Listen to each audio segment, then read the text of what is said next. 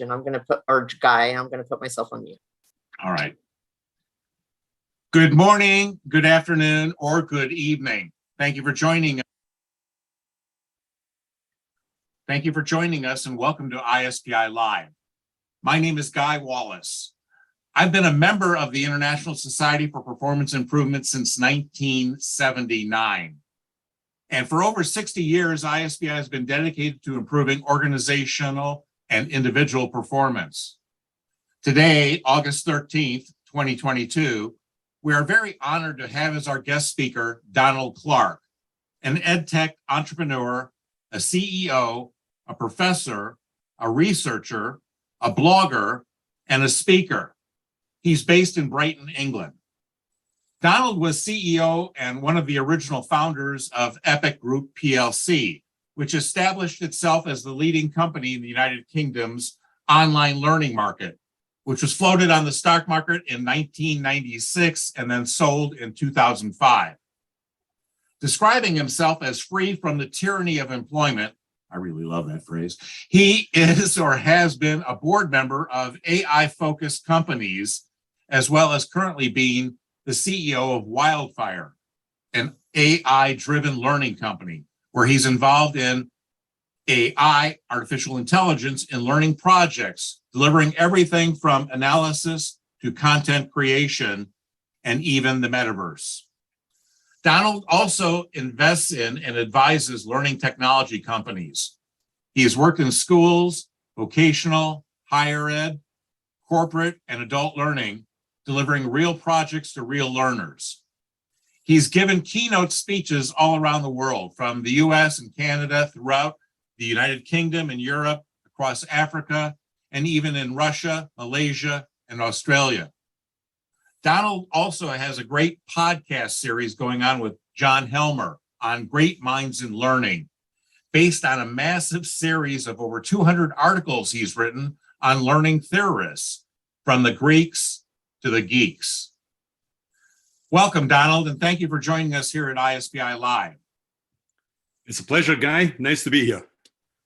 Thank you so much. Let's jump right into your topic, which is titled, "Is Leadership Training a Waste of Time?" And my question to you is, where did this leadership stuff come from, and how did we get here? Yeah, well, I mean, this is a topic that's been bothering me for some time, because over the last 35 or nearly 40 years that I've been involved in this industry, I can remember a time when leadership was barely ever mentioned. And now it's almost impossible to hear people even talking about training without introducing the word. So, and the sort of obsession or almost cult of leadership, which has formed more recently, worries me somewhat. And so this whole dialogue with you, Guy, is about addressing that issue. You know, never have we had so much rhetoric, so many books, so many training courses on leadership, and yet never have we had so little of it. Look around, guys, in politics or anywhere. You know, do we admire our leaders? I think not. And I think this other weird move that happened recently was, you know, everybody's a leader now, thereby rendering the word completely and utterly meaningless. Seems totally illogical and bizarre to me, because what they're doing is really just management training dressed up as leadership training. And it's a sort of odd term, the word leader, really. You know, if I walked into a bar and somebody, you know, you were introducing your friends to me and you said, here, you know, here's George, what was he? And George said, yeah, I'm a leader. I'd go, get out of here. What an arrogant thing to say. So it's a very odd term, hierarchical, you know, bit weird. You know, anybody who says they are a leader is probably not sort of word. So it always struck me as a very odd term. And so my thesis today is that this sort of leadership fanaticism, you know, the dogs of the leadership war, as it were, are barking completely up the wrong tree here, or barking up several wrong trees, and that we perhaps need a rethink around this. Now, you did ask that question, which I'll now address directly, because I think it's useful to do a bit of archaeology here, Guy, if you just stick with this for a bit, because when I reflected upon this, I looked back upon the, you know, and really, we'll come to a very good theorist a little further down the line who makes the same point. This industry, the leadership, cult of leadership things, been around for about 40 years, and it started in the early 80s. But because, of course, before that, in the history of intellectual thought, we've had lots of discussion. Leadership used to mean, so we can go back to Plato, for example. When Plato wrote The Republic, there's loads of stuff about what makes a good leader. One of the most interesting, of course, is that you should wait until that person is at least 50 so that they've gathered some experience in life. Something I'd probably agree with, to be honest. Experience does matter in many ways. And in the word leader, we used to, way back in maybe the 70s, early 80s, if someone mentioned the word leader, you would think of maybe Caesar, Genghis Khan, Napoleon, or even Churchill, Stalin, Mao Zedong, geopolitical leaders. And they wouldn't necessarily be just the good guys. They would also, I think, their flaws. Obviously, Hitler isn't a good guy, but that word leader was something that applied to someone who had a global stature, as it were. And that's what the word tended to mean. But then I think a very interesting thing happened pre-World War, actually, and that's Taylor, the famous Frederick Winslow Taylor. And this is where this stuff really comes from. But I think people get Taylor all wrong. Taylor was really about applying the scientific method to management, okay? And he didn't use the word leaders. Leaders didn't matter to him at all. In a funny sort of way, Taylorism has become a sort of pejorative term by many people, as if it was a bad thing. But, because we've moved out of mass manufacturing into services, that's the bottom line. But when he was applying this principle, his famous book, Principles of Scientific Management, who some reckon was the most influential management book ever written, it was quite light touch in a way. He talked about managers, not leaders. So his big principles, the 4 big principles, they're really worth relating to everyone before we get hung up on the word leadership. Because he just wanted to replace this rule of thumb what methods with stuff based on science. That was his first principle. Let's go back to the research. What does the research say? How does science apply? And then the second thing was that he wanted to train and develop employees rather than just passively letting them learn just purely by doing the work. So he was really big on training and personal development. It's where the training world came from. And of course, the provision of detailed instruction and supervision. But this is the rub. He introduced in his book, that was Principles of Scientific Management, that was written in 1911, a distinction between managers and workers. This is where this became a big deal, okay? And this distinction between managers and workers, he thought we should take incredibly seriously. In fact, we should have a nearly even split between the two, which is pretty weird, really. But he drew a line there. And I think this is the origins of the sort of leadership thing. Although, to be fair on Taylor, his focus on tasks, process, formal training, a focus on performance in many ways is quite contemporary, So the management for him was the science of planning for performance, really. So, that's why I'm against the pejorative use of the term in terms of Taylorism. He put the principles of science and research at the heart of all this. Now, of course, we moved away from that manual world into a world that was more of a mix of services. So some of that isn't quite applicable. But what happened was leadership as a concept got layered on top of his management layer. It was another species of manager we might be able to describe it as. So that was before the First World War. And of course, we had to train unbelievable numbers of people in in factories and so on during the First World War. That's where training developed, and even more so because it was a much more mechanized war in the Second World War. Literally hundreds of thousands of people had to be trained very quickly to do jobs in factories to support those wars. So post-Second World War, some very interesting things happened. We had this massive growth in the US and in the Far East, especially in Japan, but also, of course, in Europe. Now, a very interesting thing happened in Japan because they did the very opposite. You hardly ever hear, can anybody name a Japanese leader in industry? No, because the Japanese focused on process. They focused on quality improvement, total quality. The movement came from there. And then they dominated the global car industry. They wiped the US car industry out almost, and the same is true of Europe. So I think rather than going down the leadership path, we should learn something really from a more collective culture in China, in Japan, and in the East, which doesn't value the sort of leadership or individualism we do. And I think there's a lot of good things about that. The semiconductor industry and so on has grown there because they focus on good stuff and doing good stuff. But I think something happened in the States that made this go disastrously wrong, if I might say. And that was a couple of books that started to arise. And the first big one, which everybody had in the 1980s on the shelf, was Tom Peters' In Search of Excellence. And remember, this is the time of Reagan and Reaganomics. The two things at exactly the same time. So the Tom Peters book comes out in 1982. Reagan, I think, gets power about 1981, about the same time. So in this frenzy of deregulation that Reagan brought to the market, the whole free market shtick, and there were some good things about that. It led to the fall of the Berlin Wall, a sort of good sides of liberalization, but there were some bad sides as well, I would posit, certainly. But that book, In Search of Excellence, go back and read that now. And another one I'll come to in a minute is Jim Collins, The Great to the Good. They're really very strange books when you go back and read them now. So in Search of Excellence, interesting, there was a guy called Chapman wrote another book which is really worth reading, and he renamed it In Search of Stupidity. He thought the original book was just a whole lot of hokum, really, and that history had proved Tom Peters completely wrong. Okay, and it was basically, he was saying that, what Peters did was a sort of Texas sharpshooter fallacy, you throw the darts at the bullseye, there's no bullseye, but you draw the circle around your darts and call it the bullseye. So by selecting a number of companies, he tried to tell us that the reason they're successful is because they have this type of manager, this type of leader, and they follow this type of process. It turns out that he was completely wrong. So if you actually follow the companies he's recommending, they didn't do particularly well. But even worse was a second big book that everybody bought, and I'm sure you remember this guy, and that was the Good to Great by Jim Collins. And that came out much later in 2001. Now, this is where it went badly wrong, because I think this is where the leadership stuff has its origins in many ways. He did claim, and I think this claim was wrong, that he had a team of 21 researchers, and they were all very scientific, a bit like Taylorism, and they had looked at something like 6,000 articles, and they had 2,000 pages of interviews. But it wasn't really that rigorous. It happened to be the people he knew in industry.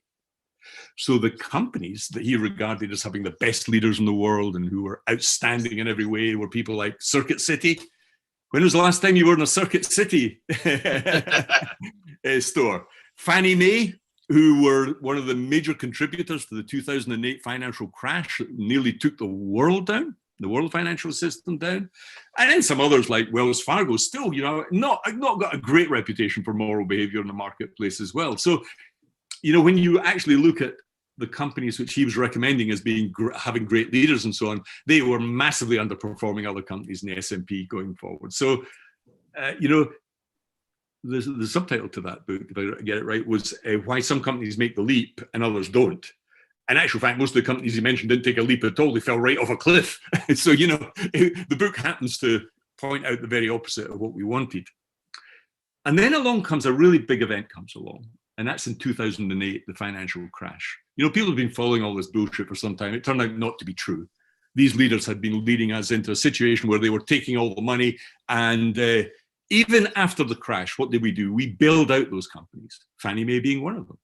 It was socialism for the rich, austerity for the poor. That's what leadership meant in those books. The rich getting richer and the poor getting poorer. And we're still seeing that today. Which has been catastrophic and may lead to some real, we've seen in the US with Trump, we've seen Brexit in Europe, we've seen Gilets jaunes in France. There are real social problems associated with all of this. So, if we go back to those companies, Circuit City went bankrupt in 2009, a year after the book. Completely bankrupt. Wells Fargo, they were plagued with controversy.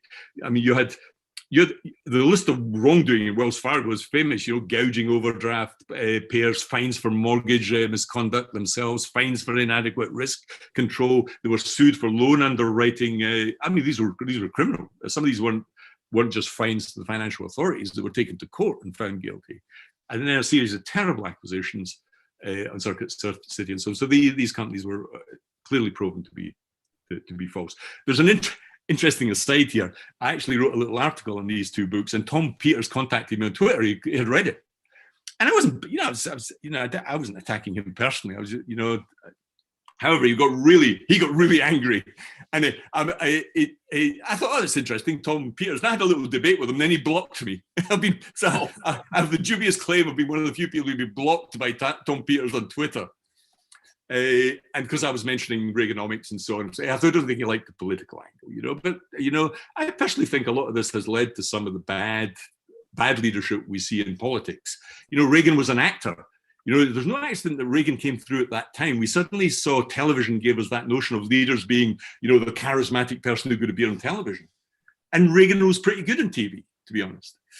And then we now have here in England a terrible leader, Boris Johnson, who's just been thrown out again, or Trump, who was, headed up a reality TV show. This is what we got with this cult of leadership.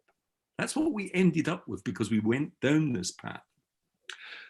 So I think all that led me, in a sense, to be massively skeptical about all that stuff.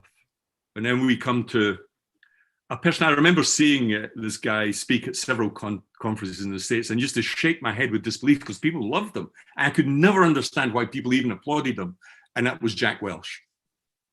Now, Jack Welch, many people wouldn't know much about Jack Welch, younger people, for example, but he was one of the GE's youngest ever chairman and CEO. Now, he comes in 1981 as well. He becomes GE's chairman and CEO in 1981, exactly the same year as Search for Excellence, exactly the same year as Reagan comes in, and he buys into this big time. And he used to sit there, with a incredible amount, no humility at all, and would say, I'm going to sack 10% of everybody I employ. And people loved this. And I used to look around going, what world are you living in? Is this really what leadership is? You're going to sack people? And of course, it went far worse than this toxic legacy. And a good friend of mine, Peter Shea, wrote a brilliant article on this, tracing this leadership story back to Jack. He thought Jack was the sort of stimulus for all this because he was the guy out in the conference circuit. He would be at the HR and learning conferences spouting this stuff.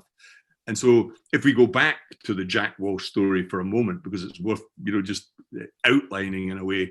So he becomes really famous for the one particular attitude towards business and management, and that's a sort of playbook around globalization. He said, it doesn't matter how many people you sack, ship out, productivity is everything. Don't worry about people. Well, actually, he didn't say that. He said, worry about the little group of people at the top. He would group every company and grade them 1, 2, and 3. The only people that really mattered were the ones, the leaders. This proved to be catastrophic, of course, for GE. So GE's share price went through the roof, but when he left, the company collapsed. And it collapsed because he created GE Capital, which was one of the most egregious investment companies. He turned basically GE into a bank. So a company started by Edison, a genius, was ruined by a man who simply sacked people and turned the whole entity into a gambling casino type investment banking organization and ditched the manufacturing side. Or would just acquire companies like crazy. Of course, the share value went through the roof. And he was called Neutron Jack famously because, the idea that, he would rather have a company with no people in it at all, as long as it made lots of money, which is what, a lot of banks are essentially, or investment companies, laid off thousands of companies. He was even named by Fortune magazine as manager of the century. Manager of the century. I mean, how absurd can we be, really? And of course, he built this big training center in Crotonville in New York that some of us are old enough to remember was a great shining light in training and so on. But all it was a sort of West Point for these evil leadership people who were full of that arrogance, who would go out and wreak havoc and really ship out production from the US to anywhere else in the world that was cheaper, and really ruin people's lives at a very personal level. That's what actually happened. And we're still paying the price for that type of financial casino type capitalism that he applied there. Which is long. So he was scrappy, arrogant, quite profane. He was quite charismatic speaker. He had a bit that's like New York, stuff about him. But if you really listen to what he was saying, this is not something that should have been applauded. But people did applaud, and that was the problem because we bought into this leadership thing. This notion of a strategy based on ruthless mobility. Ship this here because it's cheaper. Ship it there. Don't care about the people on the ground. Just move this stuff out. It's acquiring businesses at breakneck speed. So Peter has he said the GE mantra was fix it, sell it, or close it. That was the strategy here. This is the leadership strategy. And so I think, Peter points out there's a very good book on this called The Man Who Broke Capitalism. And that was, of course, Welsh by an author called David Gellis, outlines this whole story. But I think all these are threads in a rope that bind us together to produce the sort of stuff we see even after the financial crash in 2008. Leadership started to be on the rise. And I had some terrible personal experiences with this when I was delivering to big corporates, like the Royal Bank of Scotland. We used to be the main supplier for training into that organization. And it was led by a Jack Welch type character who took the bank under, really. That's the bottom line. It was bankrupt. Again, had to be bailed out by the poorer people in society, and we're still paying for that. And that organisation is now rebranded. You never hear the Royal Bank of Scotland. There's now Westminster Bank, but it was the same true of all these banks. We gave the bankers money. We rewarded them for failure because they copied the Jack Welch model. There was something deeply, deeply wrong about all that, as it were. So, you know, the twin catastrophes, 9/11, subprime mortgages, all that sort of stuff just wrecked that whole model there. But we kept the leadership bit. We kept the leadership bit. That's what really amazes me on all this.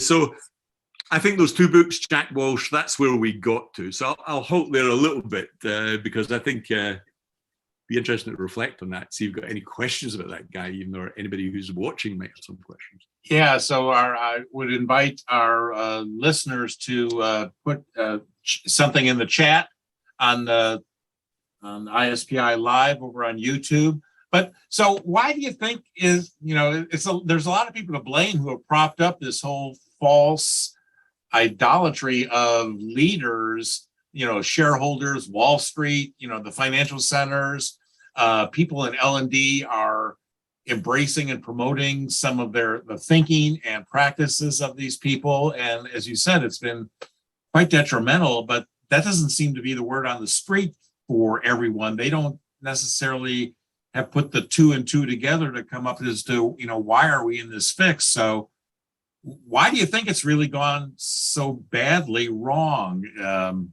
our notion of leadership and our embrace of it? Well, when I look at the current cult of leadership, call it that, you see something very interesting which comes out of that era, which is the focus on what I'd call, and we'll come to Barbara Kellerman in a moment, because she's a really good theorist on this, as is Pfeffer from Stanford. The leadership people have focused on a form of essentialism, and that is, if only we could identify these traits or qualities of good leaders and spread the word, all these middle managers would become great leaders. Now, this essentialism is completely wrong. It's completely wrong because there are 1,000 books on leadership with 1,000 different adjectives on the front and 1,000 different traits.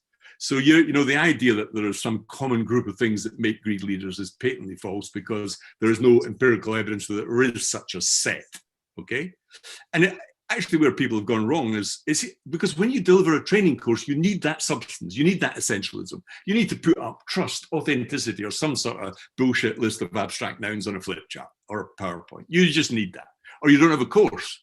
If you came in and said, listen, this leadership stuff's really complicated, the workplace is really complicated, there is no essence, it's all different, and you don't have a course. So as soon as, and this is what Pfeffer, Professor Pfeffer at Stanford Business School, he wrote a whole book on this called Leadership Bullshit, BS. And his second chapter thing, is all about how L&D then became the evil demon in the mix. They grabbed this stuff, turned it into courses, watered it down. They sort of flipped it on its head because their idea of leadership was, they've got to be really nice people all the time. And of course, this is the very opposite of the truth. If you absolutely look at the evidence, then, well, just look at Bill Gates, Steve Jobs, Dell, Zuckerberg, Musk, Bezos, the people who actually own the most valuable or started. Remember, Jack Welch didn't start a company. He just got in as a middle manager and became the CEO. These are people who have built the biggest companies on the planet. And they don't have any of these traits. And they don't, because great leaders or leaders or whatever you want to call them, don't really have any essential thing across the board.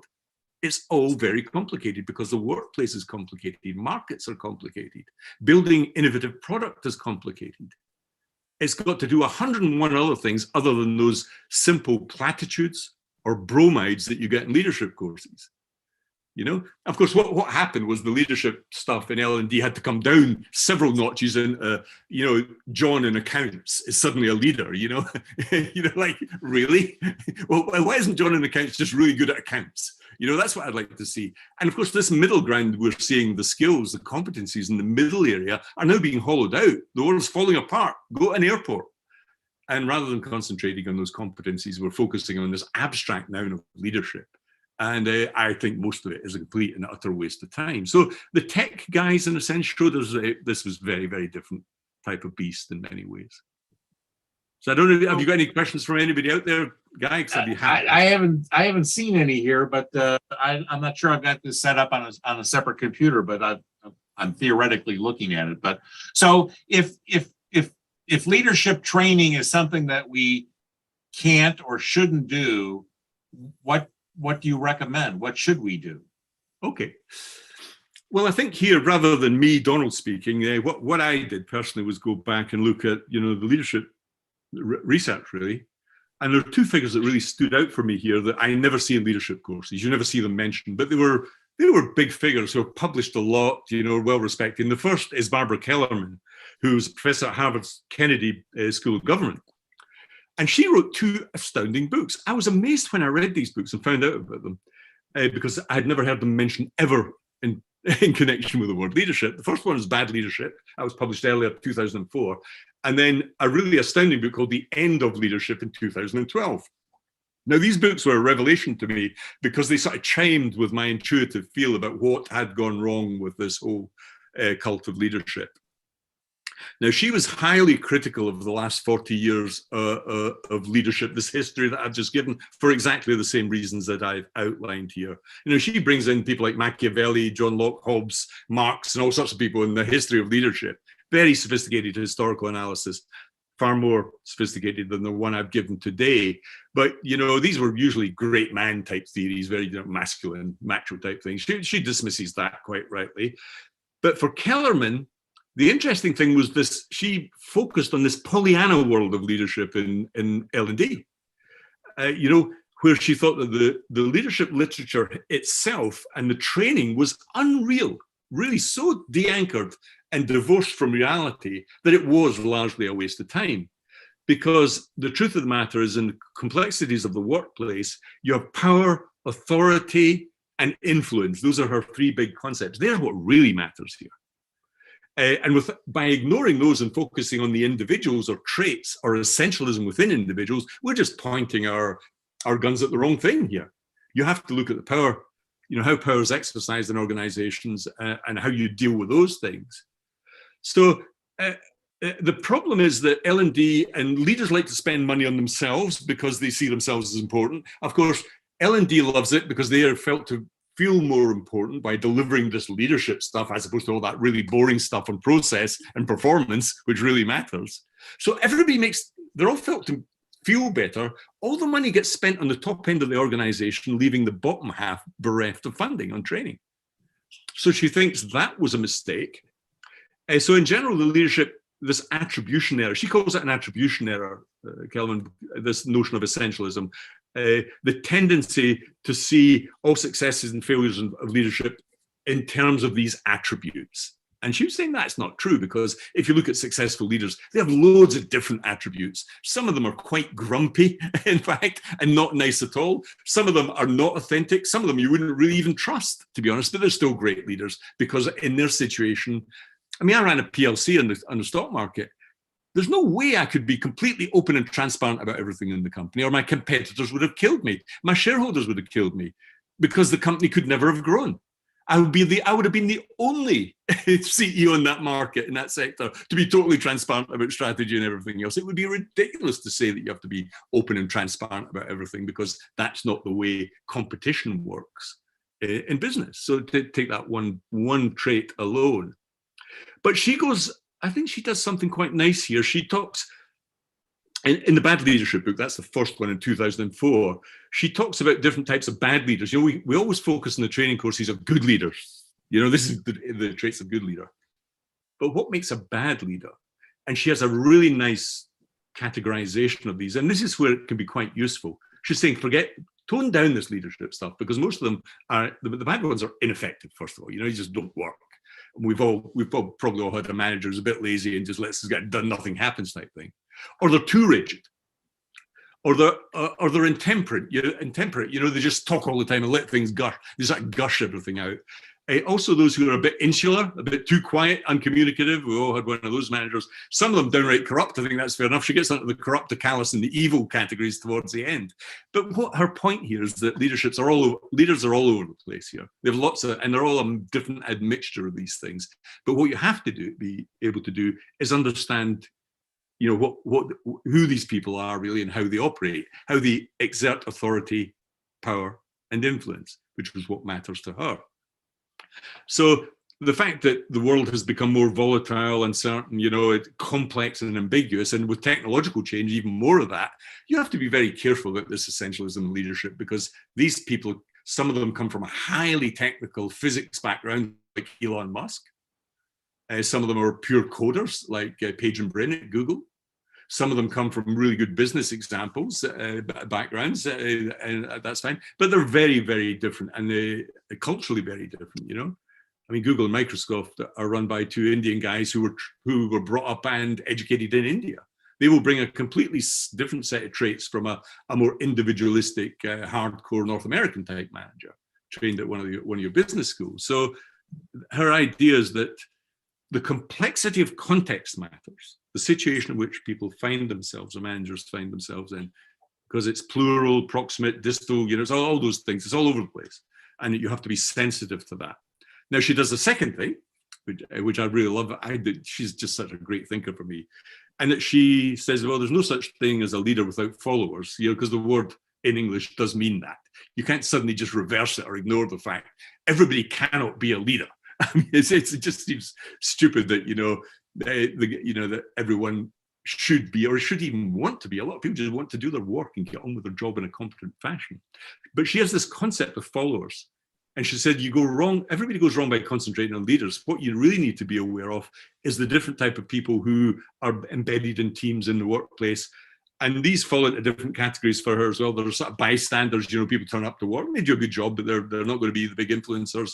The isolates, the participants, the people who really jump in and want to get involved in stuff, the activists who push things forward, the diehards and so on. She has a nice taxonomy, as it were, of followers. And I think that's quite a nice set of theory here. And some leadership courses, to be fair, do this, that focus on followers. But even then, I still don't like this following leadership thing, this hierarchical split. And when you see it in schools, and you see in my local school had a senior leadership team, in a school that's meant to be a cohesive community, why would you want to introduce that language of business into a school and call that tiny number of teachers at the top the senior leadership team? I just make, you know, why use that hierarchical language? It doesn't make any sense to me at all. So, I mean, her turning point in history was different from mine, really. She saw it with both Nixon and Monica Lewinsky. She thought it all went badly wrong with Clinton because, you know, he took a big bash in the Monica Lewinsky thing about 1998. And she said that's when people really lost faith in political leadership, and it hasn't turned around since. I have some sympathy with her analysis there. So before we move on to my second big theorist, I'll stop there because I think Kellerman, for me, was the first major critique I read that really seemed to nail it, that it's complex, it has context. Don't focus on leaders or their traits. Does that make sense to you, Guy? Or? No, it does. And I think that our whole effort on leadership is aimed at the wrong things. I've always thought that, you know, we should focus on managerial tasks and making sure people understood that rather than on this abstract, you know, concepts of leadership. And you know, I've had charismatic leaders who were really bad managers, and I really hated working for a bad manager. But so I think our aim is off in all of that. I'm trying to look at the chat on ISPI's live site here, and I'm not seeing any comments, and I'm not seeing, so I think I'm not doing it correctly. So I'd like George, if you're watching this, to chip in, or if there are questions that are over there, because I'm not seeing them. So my apologies to everybody for that. So Donald, where do we go from here? I mean, what's your guidance to people in our audience who are tasked with looking after managerial training and leadership training, and what would be your guidance for them? Well, rather than my guidance, I'll bring up one other guy because, an expert in the field, because I haven't studied leadership as a topic personally, other than and these people I'm bringing up. So I'll point to another real expert who I regard as terribly important in this field, and that's Jeffrey Pfeffer at Stanford. So he's at the Stanford University's Graduate School of Business. And he writes an astonishing book in 2015, which wasn't that long ago, again picking up on Kellerman's notion that, you forget about these platitudes in leadership theory, look for a more realistic view of the world because the world is messy and complex. So he has exactly the same view of the problem here, that leadership doesn't solve, this trait or attribute theory stuff doesn't work. And again, he does the same diagnosis. He says, despite a 20 to 40 billion spend on leadership training, it's just massive globally, there is no evidence that this has empirically worked, because never have things been so bad. Never have we had so little trust from employees towards managers in the workplace. Every survey says this. Study after study of workplace discontent just hits the streets all the time. So as this cult of leadership developed and got more embedded, things seem to get worse. This is rather odd. Now, I think rather than this glib advice, which he, like I and Barbara Kellerman don't like, he thought that the rhetoric isn't actually, to be honest, he says something even stronger. He says this rhetoric about leadership isn't matched by actual behavior within companies anyway.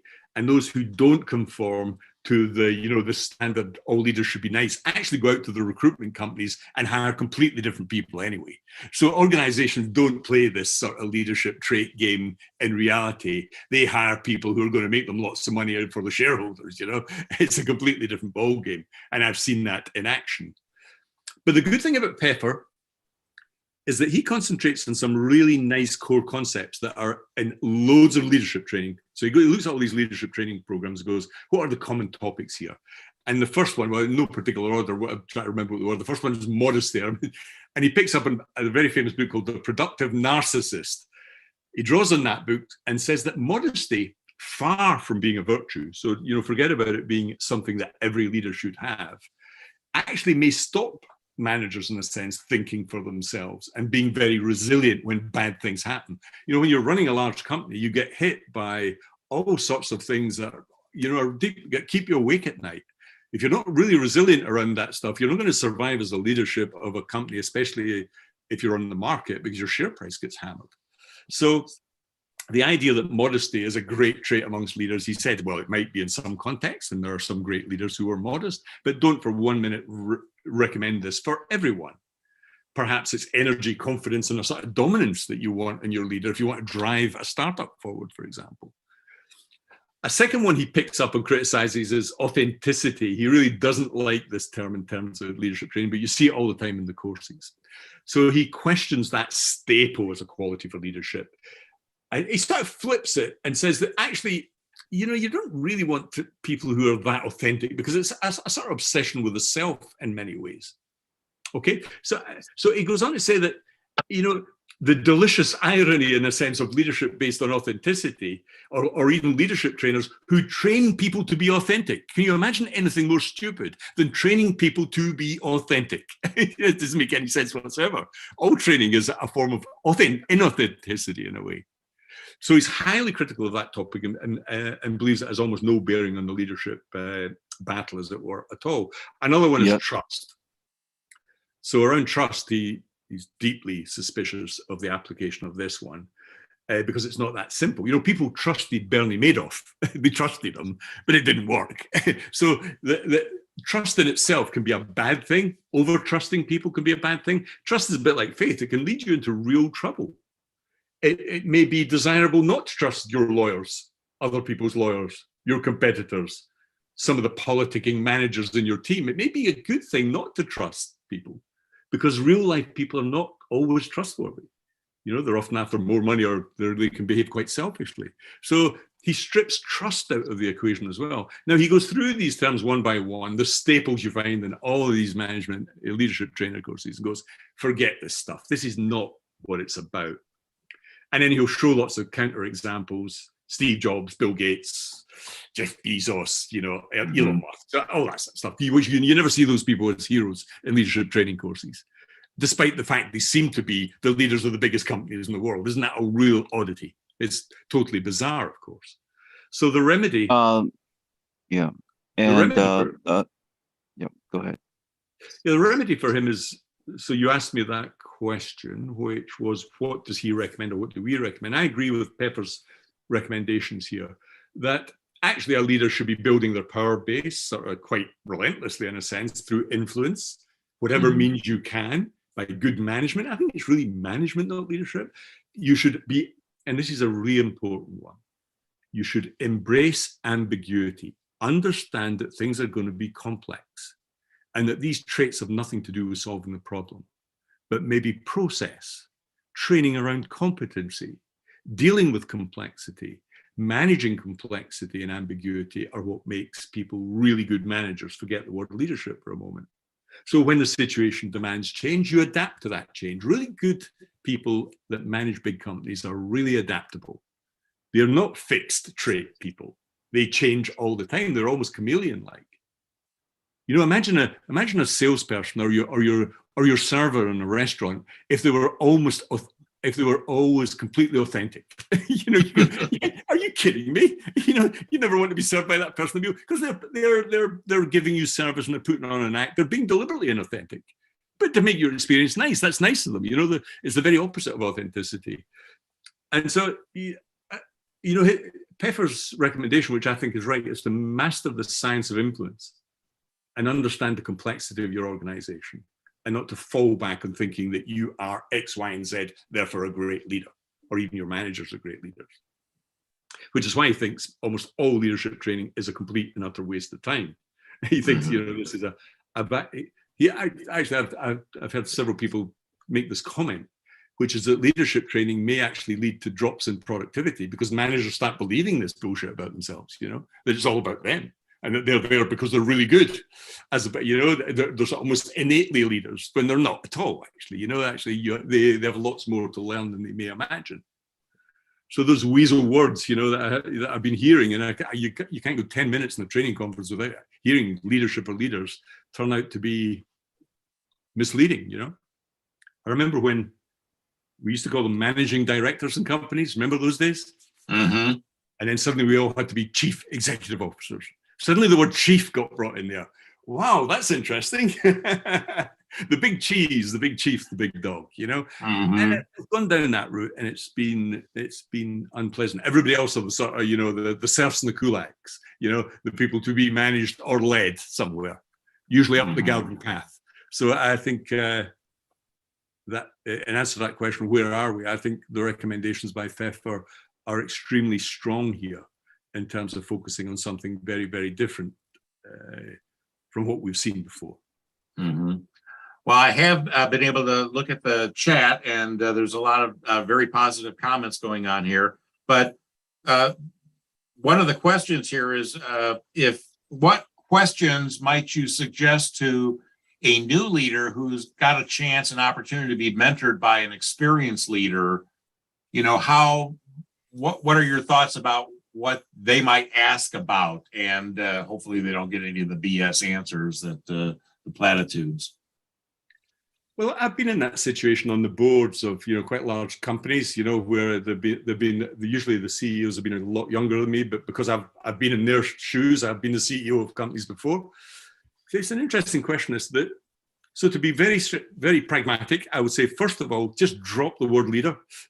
Just stop talking in that sort of hierarchical world as if you're the only person that matters here, and if you just get your act together, everything will be great. And if you're going to chat, I don't really like mentoring, formal mentoring and coaching. I prefer talking to people as if I was in a bar, and getting on with those people. And when they ask me questions, I'm not even saying with certainty that I know the answer because I made mistakes, but here's what I think. And then you discuss and debate, and you become adaptable around the problem. I think I would focus, if it's a CEO who's asked me this, and I remember, I'll give a real example, a very successful company, which I really loved. And I was there for 15 years as a board member, and it just got sold for 200 million, the learning company. And at one point, we got quite serious about strategy. We realized that actually the board needs to get really serious about strategic intent. And we focused all our efforts on just talking about strategy. And that worked wonders for the company. We didn't talk about leadership. We talked about strategic objectives for the company. Which markets to avoid? What product set do we really need to hit that market? We got really serious about strategy. And there's some really good literature around that as opposed to leadership. So steer people away from this leadership stuff towards the competencies they need to build a successful business. It may not be a business, it may be a charity, a social enterprise, maybe in government, different objectives. So that would be my recommendation, and that's what I did. I can't remember ever using the word leader or leadership ever. Mm-hmm. Well, we've certainly, as you said, there's hundreds and hundreds of books and lots of articles and lots of attention on all of this, and it seems to be very misguided. So I'm going to invite the folks listening in to ask any final questions that you have here before we begin to wrap up. So Donald, what did you learn in your 200 articles on great minds and learning in terms of leadership and learning? What if you were speaking to the so-called leaders of a learning of the learning function in a company, what kinds of insights would you share with them in terms of how they deal with their staff and et cetera?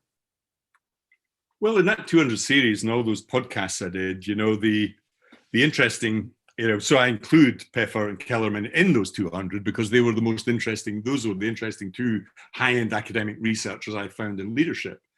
I haven't included some of the more famous names you might imagine, such as Jim Collins or Tom Peters, because I don't think they were. I think they were writing the beginning of those populist type book type culture. Neither do I like Drucker very much on this either, to be honest. I think he was almost part of that group. So, but coming back to, what L&D or people involved in training should be doing here, actually all your learning theory type stuff points towards you not being obsessed by leaders. That's almost a political angle in training, a hierarchical structure. I thought we were meant to, everything tells me that we've devolved and delegated things out into flatter structures as an organization. And of course, technology has allowed this to happen at a much greater degree than ever before in our history. So we get all this flatness, all this, the organizational chart is no longer this sort of dendritic structure like a tree, from upside down tree coming down. It's a messy, network of relationships across an organization enabled by good comms, Slack, whatever, and good training, of course.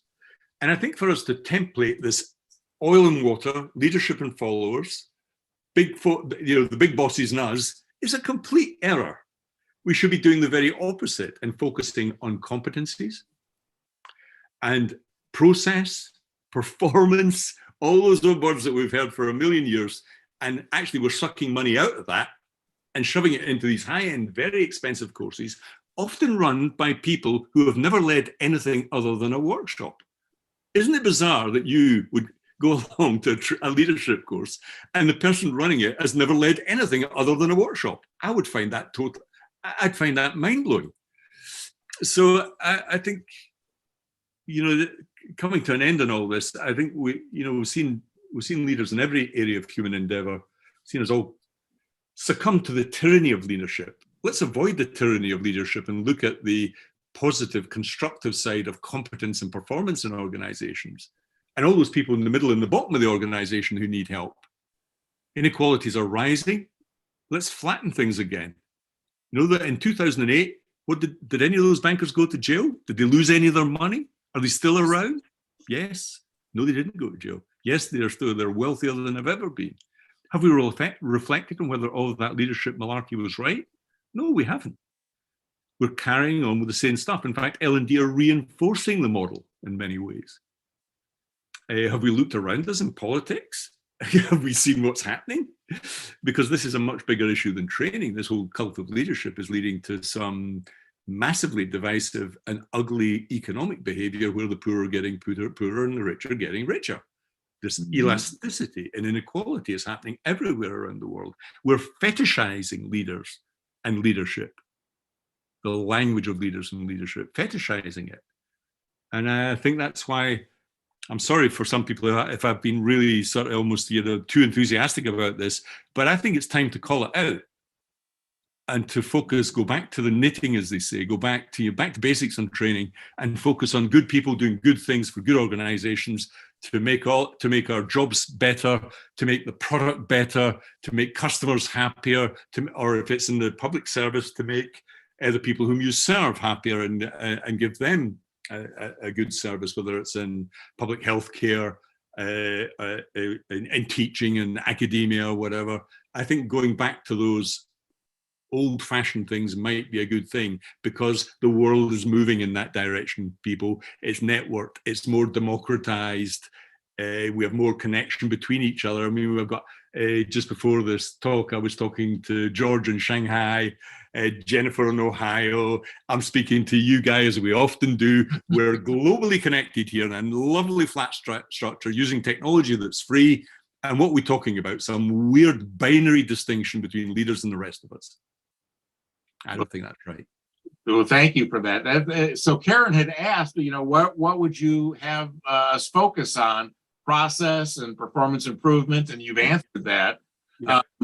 And I think that it's very true. We've got this focus on leadership. It's drawing attention away from the basics and looking at the processes and making sure that people are competent and all that. Somebody asked a question about competencies in here, and in my way of thinking, that there's some of these looks at competencies when they're really getting down to specific performance, specific competencies versus generic or general competencies. I think is something that should be looked at, but because it's these general competencies that remind me of leadership, and the way leadership is described is very generic. It's not specific. It's not situational. And I think that one of the things I've heard you say in so many words is that it needs to be more situational. You need to be open and have trust at the right time and place. You can't do that, as if it's a universal truth to be embraced, at every step of the way and every moment. That's why these 21st century competencies are all wrong for me. They're too general. This notion that you got a set of transferable skills like critical thinking, collaboration, they're too abstract. You're not going to be an expert. You're not going to be offering me much in data science if you don't know about data science, So you can be as critical thinking as you want in data science, but if you don't know any data science, that's not going to be of much use to a data scientist or people dealing with data. So I think we're getting carried away with abstract nouns here. You see it all the time, whole courses, whatever the mindfulness, resilience, whatever the abstract noun is of the day, L&D jump on it for a year until that bandwagon leaves town and another one rolls in behind us. But abstract nouns are not real. People are real. And the real world is complicated, multifactorial. Would you recommend that people take those abstract nouns and look for how they specifically apply and focus on that? Look at those within the context of performance and processes? Well, very often the abstract nouns, when you get down to it, that management training, which is what this used to be called, to be honest, people just rebadged it. Some of that stuff's very good. I mean, it's actually quite useful. Let's take meetings. We only have the 60-minute 1-hour meeting because the Sumerians had a base 60 number system. But how many of us stop meetings before the hour is up? Hardly anybody. Well, there's a good competence to have. Stop having long meetings.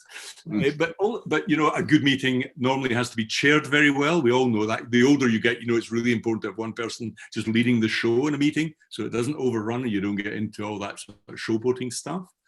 There are all sorts of things around that one area, for example, but let's train people in that solid competence in marketing, how to run meetings, make sure that you don't have too many of them, use asynchronous communication rather than meetings because loads of things can be solved that way anyway. So that's just one example of hundreds where actually that's the middle ground training that gets missed out and replaced by this abstract talk about traits. But traits, they don't translate into action. This is all about process and action and little skills that people need to pick up. And there are really good management skills that we had been training in people for decades that have got, some of them are just rebadged as leadership. It's not leadership at all. It's just, being a good project manager or working with clients or doing client liaison and client support or being nice to customers in a retail outlet or whatever. There's loads of that stuff. But it got sort of sucked up in this tornado into the leadership level. And that's been a mistake because I don't think it's done as well when we don't regard it as normal, everyday, good, old-fashioned skills and competencies that we all need to get better at by doing it as well, you know, as opposed to just going into some classroom with a flip chart and PowerPoint and suddenly we walk out being authentic, trustworthy, whatever, modest. It's not going to happen. People, you know, your personality overrides traits any day. Every day of the week. What you have to do is learn skills that allow you to control emotion, perhaps, or behave differently in meetings, or learn some new skills about how to run meetings for it would be better.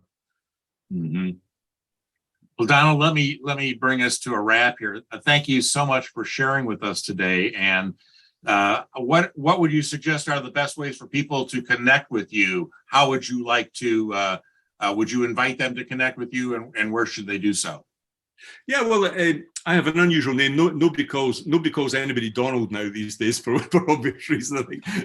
But so if you type in Donald Clark plus learning, you'll get to my blog. If anybody wants to contact me, my email address is donald.clark@hotmail.co.uk. I'm old enough to have a Hotmail address, so feel free to contact me. I'm more than happy to chat through these issues. I'm on LinkedIn, Facebook, and Twitter, of course.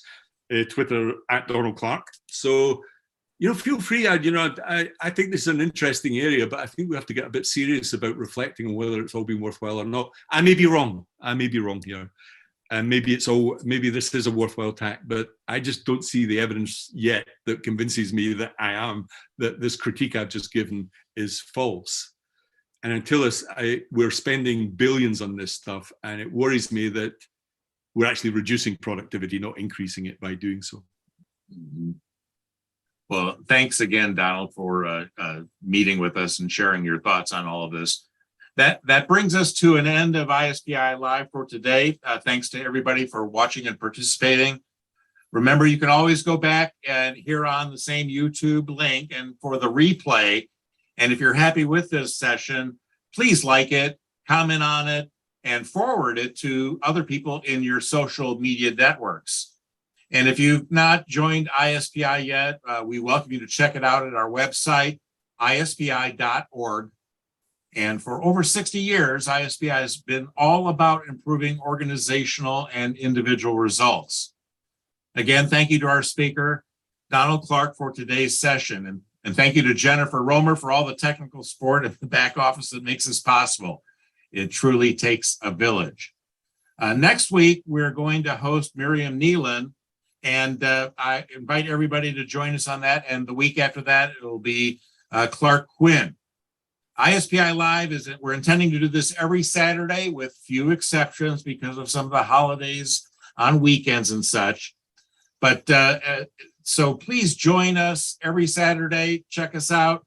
We're on at noon Eastern time and 9 a.m. Pacific time in the US. Hope to see everybody here next Saturday. Have a great week in the meantime. This is Guy Wallace signing off.